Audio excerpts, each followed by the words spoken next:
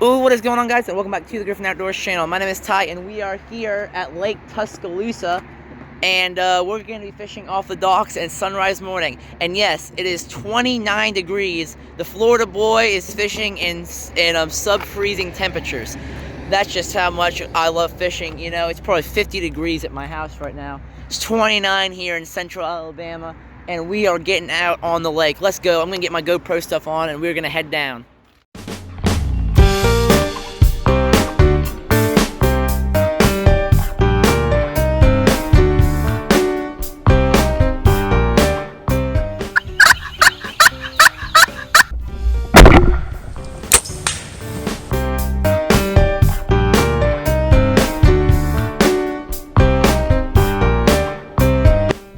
Oh, got one.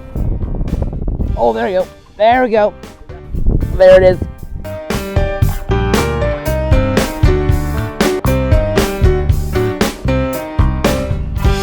Look at that. Oh my gosh.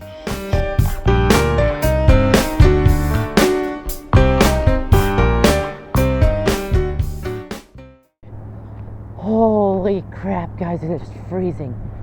Are you? Oh, I'm getting cold. This is what we're throwing first. It is going to be a rooster tail, little green and gold. I actually caught a bass on this yesterday at the lake. We were camping at last time. Oh, it is cold. Oh, and I'm in I got puffiest jacket I got, long sleeves. Oh no, actually I forgot to put on my long sleeves. That could be why, but hopefully early morning. Look at the steam coming off the water. I gotta get a picture of this with my phone. Hold on a sec. I gotta get a picture.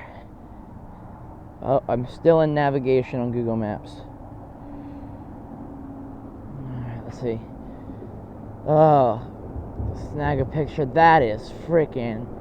Gotta get the. Hold on, I gotta get a picture with everything in it. That is so cool. Just look at how pretty that is. Oh, that is just so neat, guys. All right, but first, anyway, to fishing. We're gonna throw off to the right. I'm definitely putting all my phone and stuff in my zipper pocket. Last thing we need to do is drop the phone in.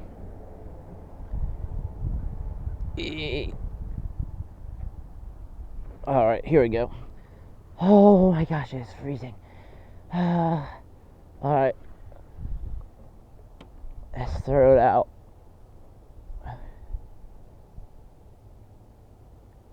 Hopefully have some success. I'm gonna throw this way. Oh, have mercy.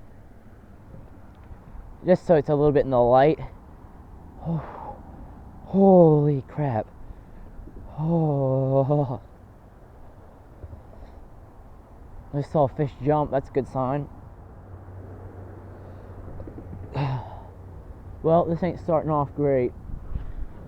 That was a good cast right there.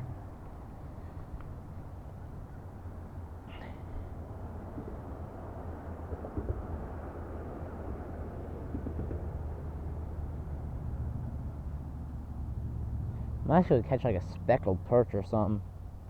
I know people up here call them crappie. That's a crap way of saying it. I always call it a speck. That's what I was taught they were called, and I'm going to keep that going.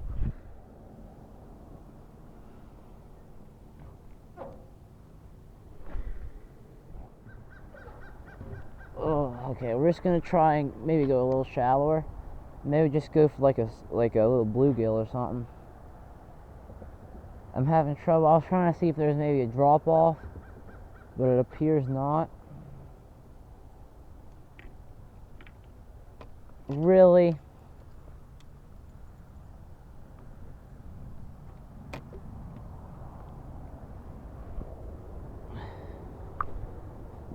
So let's try and just go up in these shallows maybe. Because of how cold it is, I want to go up shallower where it's maybe warmer water. I don't know. Alright guys, I think this water is very muddy, so I think it's going to be a matter of throwing it next to them, because I think they're going to have a hard time seeing the bait. So I think it's just going to be a matter of having one be next to your bait and it deciding to eat it. But I don't think, yeah.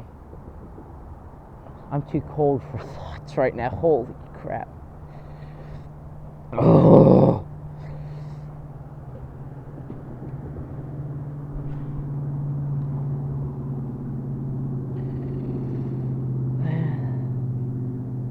I don't really know. This is the problem with fishing unfamiliar areas. Like I said, I'm from Florida. I've never fished this lake before, or any lake near it, I guess, besides the little tiny national forest lake I was camping at. But so the problem with that is I don't really know what to throw. I don't know if there are even fish around here. I don't know what water. What in the world? Oh, the bail flipped shut. That's concerning.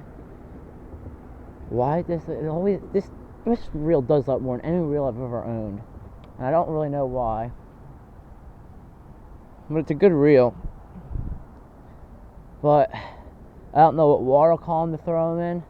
All I know is that I've had a lot more luck on rooster tails than I have spinners or any other type of bait. It seems to be the most universal bait, which is why I always start with the rooster tail. Because I figure it'll at least give you a chance to get something. And if we don't catch anything on the rooster tail, then I'll switch it up. But at that point, usually if I don't catch anything on the rooster tail, nothing else really works either.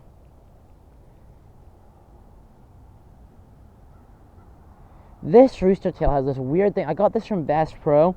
It looks really good, but for some reason it doesn't spin sometimes. Like probably a good 40% of the time, like the blade won't start spinning, which I've never had that problem with any rooster tail before. I mean, you can tell when it's spinning versus when it's not. It feels a lot different on the rod. See, that time you could tell it was spinning. It almost feels like there's more weight on it. Sometimes it looks like the current of it moving will get stuck on it'll get the blade stuck to the actual bait, and it'll move, glides through the water a lot easier. You can feel the resistance when the blade's actually spinning. Like this time it's spinning.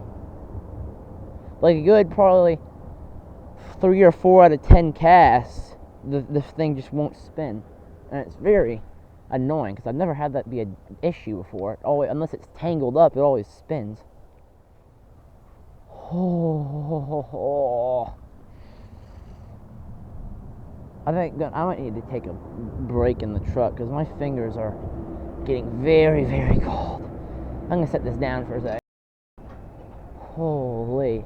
I'm gonna keep rocking the rooster tail until it warms up a little bit, and so I'm not gonna switch off till it warms up a little bit, and the fish, because I know sometimes fish won't get active until the sunlight starts hitting it good and it warms up a bit, which should be, oh, well, there's a fish just hit the top of the water, so they're hitting top water already.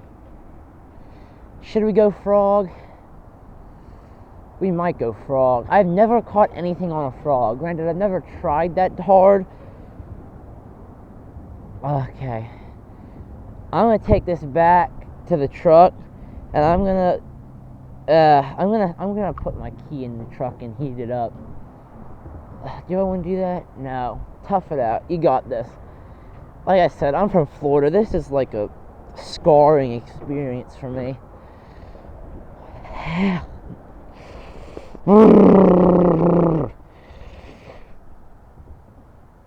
Okay. I'm just like uncontrollably shivering. I think my dad's texting me. That's usually what it is. Yep. Is that ice? Oh, hell.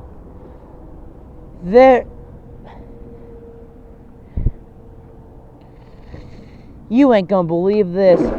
There is icicles forming on my rod. My rod is freezing. Are you kidding me? I've never seen that before. The water is freezing on my fit. Are you serious?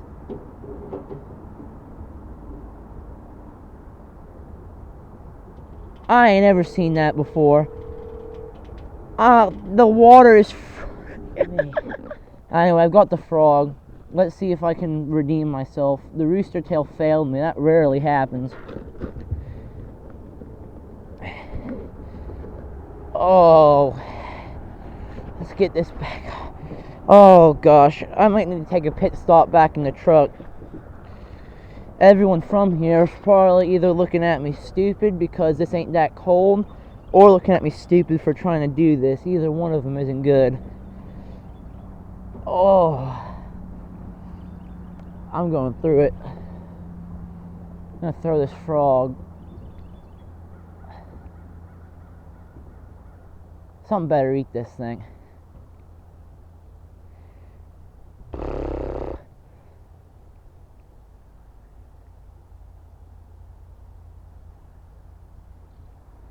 The sun is coming up over the trees though, which is good. Hopefully it should start warming up soon.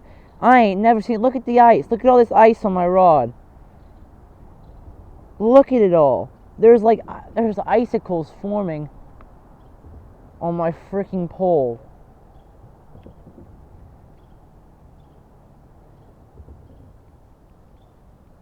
Here's this frog.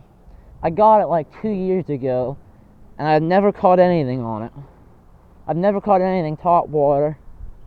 I don't know if my technique is just trash. There is ice in my line. Are you kidding me? Oh, at least I can feel the sun's... I can sort of feel warmth from the sun. Maybe my suffering will end soon. That's a pretty picture though. Do you see that? That is beautiful. I don't even really know how to work this for this area. I don't even know if there are frogs here. Maybe I'm doing it too aggressively. I have no idea how you work these. I've never caught a fish on it either, so I've tried all kinds of different methods, but I don't know it works because nothing's ever hit a frog in front of me. We might go bottom. I do have a couple bottom rigs already rigged up, so potentially we'll go with that. I'm going to throw it right on top where that fish was, right there. Right in that grass.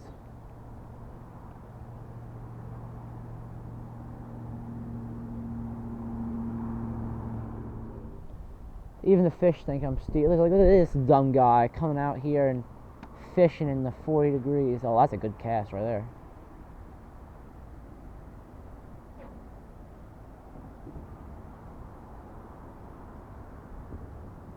Hit it with the real stop.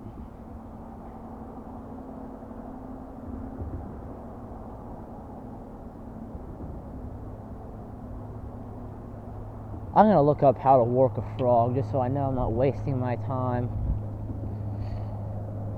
I don't even know if that's a good color of frog. I got this like 2 years ago when I was buying all my original bass fishing gear. It's like the one surviving bait that I didn't lose. What is the best way to work a frog bass fishing? Let's see what Google has to say.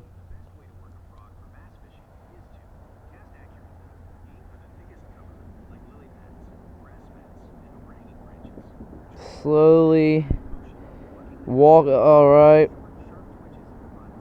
Popping. So basically what the hell I was already doing. So no, I guess these fish just hate this frog. I guess we'll go with the walking the dog method. I hear that people use that word in YouTube videos. I think that's a gator right there. What in the world is that?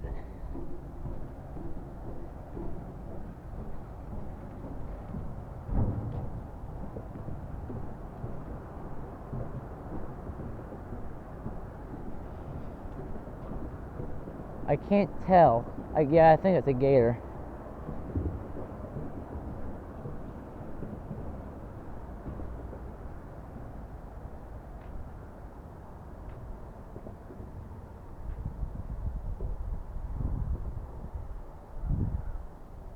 No, it's a beaver. Are you kidding me? I've never seen a beaver before in my life. It's a beaver. How cool is that? There he goes. That is the neatest thing. That's a positive from this.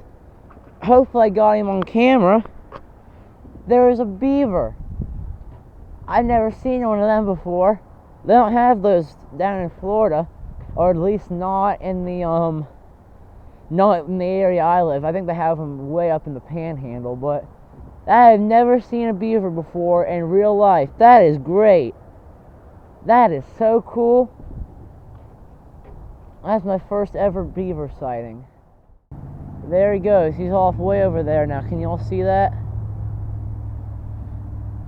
That is neat.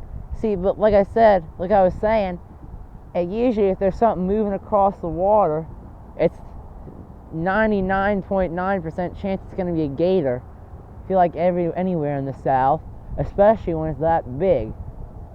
I mean, I guess it could be like a turtle, but I ain't never seen that before. That's great. I was a bit confused because gators, and like when it's cold like this, are always going to be out sunning. So I was like, what in the heck is that one doing? Or at least most of the time. That is neat. There he goes, he's going off into that cut over there. I'm about giving up on fishing here. This has put me through too much pain. The only thing keeping me here is me wanting to justify coming out in the sub-freezing. Even though now it's finally warm enough for me to enjoy myself. My fingers are slowly thawing. Anyway, I'm just gonna try, alright, new strategy. A fish is a fish, correct? Yes. I know that takes a genius to realize, but if one method works for one fish, there's a decent chance it'll work for another type of fish. I'm going to work this frog exactly how I would work a popping cork in the Gulf of Mexico, trying to catch a trout or a redfish or something. Hit him with that pop. It's called popper, isn't it? We're going to hit him with that pop. Let it sit. 1, 2. Give it a little shimmy.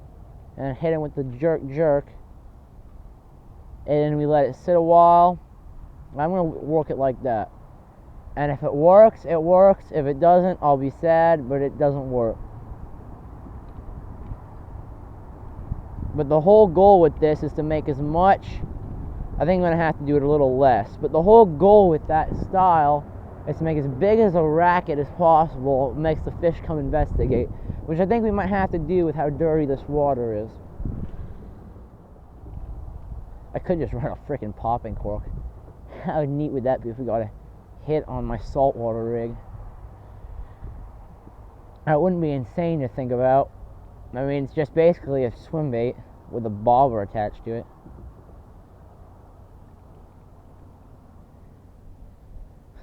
I might freaking throw that. I'm very much debating putting that on. I think I have one already rigged up in my bag from... There's the beaver, back again. You know what? For the hell of it, let's do that. It'll give us a ton more casting distance too, because this bobbers weigh a lot. Alright, ladies and gentlemen, we're heading back down. This is my other pole. This is an ugly stick GX2 on a Shimano Sienna that I've had for a while.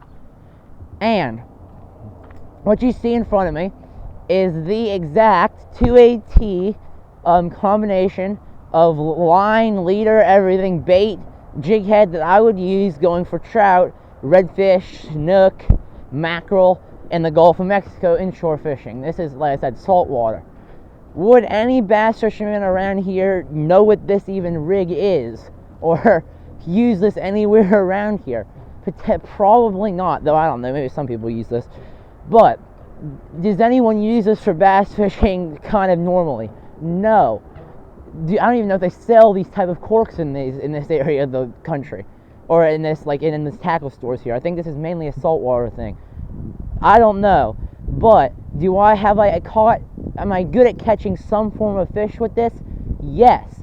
And if one type of fish likes it, there is an okay chance that another type of fish may also enjoy it. So I'll show you how I work. That should have gone way further. I don't know. Why is this? Alright, something's not right here. It's like almost locked up or something. I haven't used this pole in a while. Alright, let's see. Let me wash this out. Maybe there's some dirt or something in it. Alright, anyway, how this works is you want to get a good cast out here. That'll do. You let it sit and give it you do the sharp jerks. You let it sit, sink down, sharp jerks. It should be making more noise than that. I don't know, maybe this bobber's pretty bent. Anyway, and then when it sinks, sharp jerks.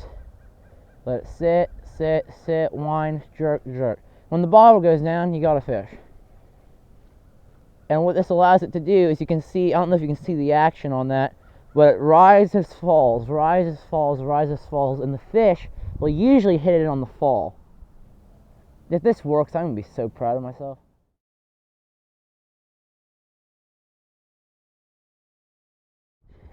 Alright, well, we're done here. Unfortunate outcome, but wasn't that all out unexpected. I got to see a beaver, and that is cool. Alright, we're going up to Clear Creek Recreation Area near Jasper, Alabama. So that's where that is where we will be headed off to. Anyways, yeah, it's 60 miles away, a little over an hour, so we're going to get going. Alright, we're continuing on US 43 North for 4 miles, and we're making a right on the Gorgas Road. Alright, we were on Gorgas Road for 2 miles, and now we've turned right on the North Side Road, and in 7 miles we're turning left on Alabama 69 North. Once again, we're on going on Alabama 69. I'll tell you what, ladies and gentlemen, this North Side Road here is the first road I've driven on that feels mountainy. You know, I think we're in some little foothills here, but there's like rock ledges every once in a while. Not here, but back there a little ways. I imagine we'll get into some more, but there was rock ledges on the side of the road like it is up in the mountains. We went over a couple rocky creeks like in the mountains. Felt very, very much so like a mountainous road, which it's still not anymore really. Now it just kind of feels like a southern road, but back there is really feeling like a mountainous road, especially with the frost making everything white on the looked like a little snowfall or something on the ground. Anyway, ooh, my ears just popped due to elevation change. Sweet, means we're going up. Alright, we're going to be on Alabama 69 North for a considerable amount of time. We're going to be on it for 30 miles, and then we're going to make a right to stay on Alabama 69 North. So, yep, going straight. But that's kind of fun, when you're just going straight for a long time, not worrying about based on the map, we're not going through any cities, so it's not going to be traffic. We're just going to be driving straight and enjoying the view, which is kind of soothing, if you will. I don't know where that kind of came from. That kind of sounded... That was an interesting way to put that, but we're just going to roll with it. Alright.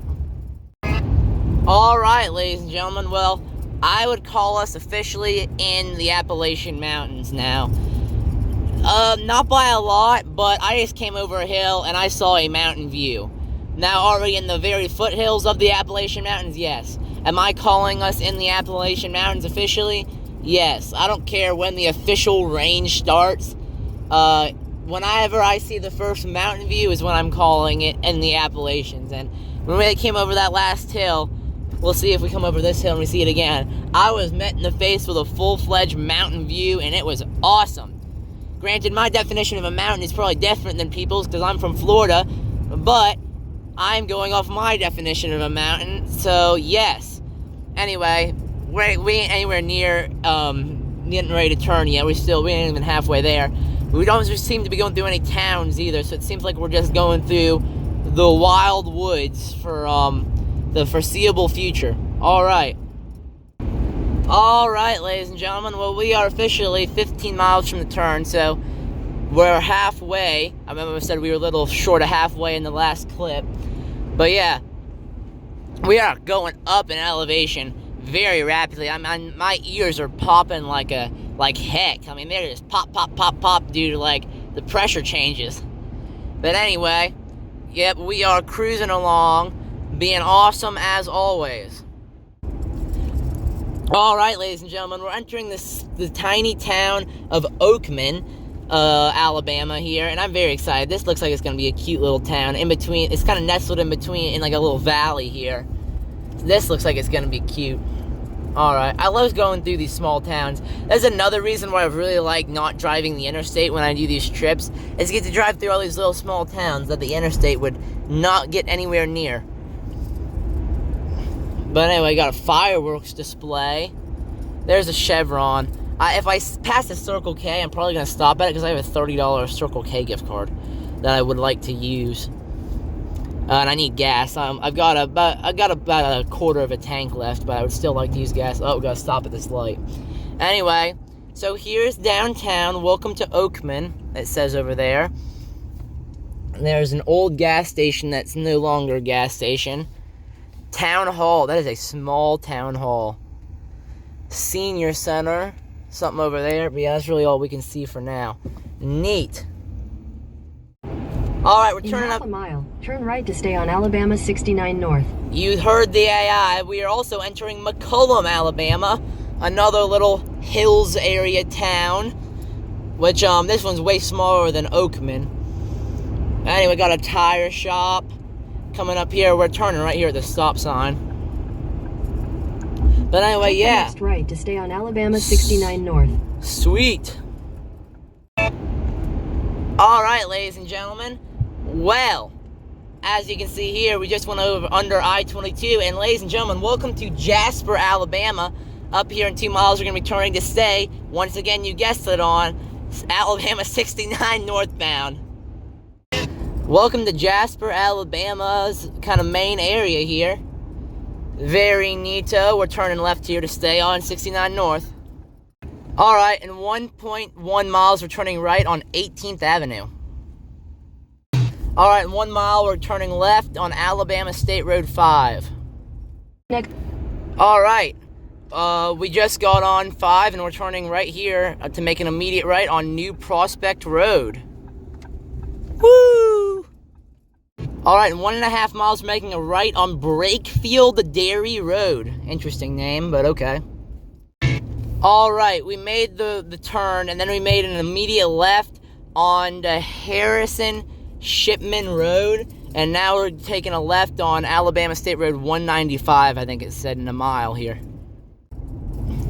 Alright guys, just sort of a thing that I think might be cool. If I drive by in a video somewhere, like when I'm on a trip, and if I drive by somewhere you know, drop it down in the comments and say, I know that place, or something cool like that, because that would be neat for me to see if any of my viewers live around where I'm driving through. So, yeah.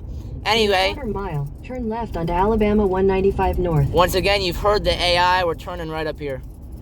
Alright, we're on 195. Now we're making another pretty much immediate right here, and prospectively, in 0.5 miles. So we'll just keep going. Mile, turn right onto Fall City Road. You heard the AI again. We're turning right here. Alright, well, we're finally on a street for more than a mile. We're on Fall City Road for 7 miles. Then it says to continue straight on to Fall City Road. And the destination's in 8 miles. So I guess we're taking this all the way there pretty much. Alright, well, we're here. Just about. Oh, here it is. Clear Creek Recreation Area. Oh, it's part of, it's part of Bankhead National Forest. I actually didn't know that. We are going to be doing a bunch of stuff in Bankhead National Forest. Straight. Like a ton of stuff. I want to know where the boat ramp is. I got to pull up my map, but we are here. Alright, well, let's just turn left here, so let me see. Yeah, camping. There's a swim area. Why is that closed? I don't know why all this is closed. Continue straight, then turn left. Alright, I gotta see my map. It says the boat ramp is closed. I'm definitely not paying the fee if I can't fish, so if I can... Oh, there's deer. Look at this. There's all kind of deer. Take the second left. Look at all these deer running across the road here. Holy crap, they're everywhere. Are you kidding me? Look at all these things. There are about 50 deer ran across the road. Alright, the boat launch. So the camping area is closed, but the boat launch area, I don't even think we gotta pay the fee because... In a quarter mile, your destination... I'll pay it on the way out if we can, just to be safe. But it says boat launch fee, so I'm not launching a boat. So I don't even know if I got to pay or not. But that was at least cool. We saw the freaking deer. I think probably like 10 deer ran across the road right there. All right, let's see. It should be right up here. There's the lake. All right, I'm gonna get down there. Look at this.